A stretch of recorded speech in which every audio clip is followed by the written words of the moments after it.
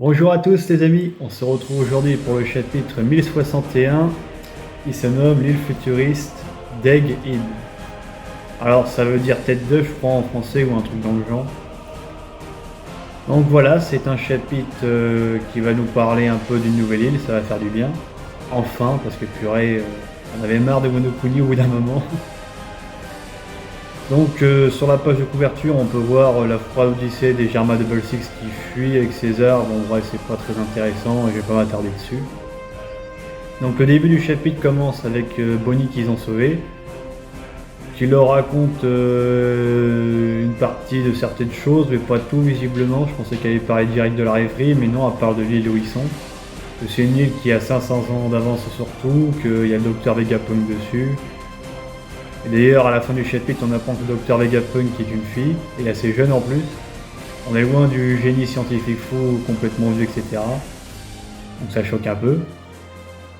Hormis ça, oui, t'as Bonnie qui sort, c'est bizarre, t'as les cheveux blancs sur ton affiche, Luffy, si je te connaissais pas comme ça, t'as changé ou quoi? Et puis Luffy sort vraiment, ça c'est quand je suis libre.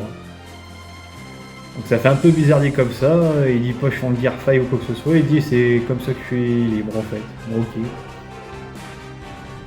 Donc voilà, on est sur une nouvelle île, ils sont attaqués au début par un requin un peu mécanisé je crois, ouais c'est ça. Et puis ils sont secourir par du coup par le Dr Vegapunk avec son géant robot qui soulève carrément le Sony, c'est un truc de fou quand même, il a presque l'attaque d'une île le machin.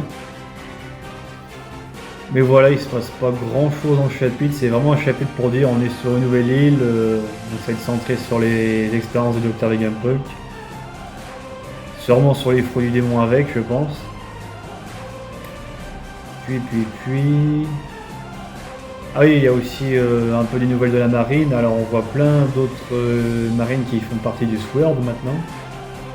Donc il y avait Hermep et d'autres acolytes qu'on connaissait pas forcément, des sous-commandants, des vice-amirals, etc. On revoit Tashigi, ça fait longtemps qu'on l'a pas vu, avec les enfants de Point Kazar qui s'occupe. Il parle vite fait du colonel Kobe qui s'est fait kidnapper. Donc ça voilà, Hermep est un peu malheureux quoi, c'est son meilleur pote après tout. Donc il voulait un moment même carrément aller sur l'île de la Ruche, mais bon, comme le disent ses supérieurs, c'est pas trop le moment et c'est un empereur quoi, c'est pas des vice-amiraux qui vont les plier en deux. Hein. Déjà Craylee, il a même dit qu'il pouvait pas se faire un barbe noire, alors les autres c'est pas la peine. Voilà, disons-le clairement. Puis, on n'apprend pas grand chose dans ce chapitre, c'est vraiment un chapitre, on va dire, de commencement d'arc. Donc voilà, je vais arrêter la vidéo sur ce point là et je vous dis à très bientôt les amis, à plus.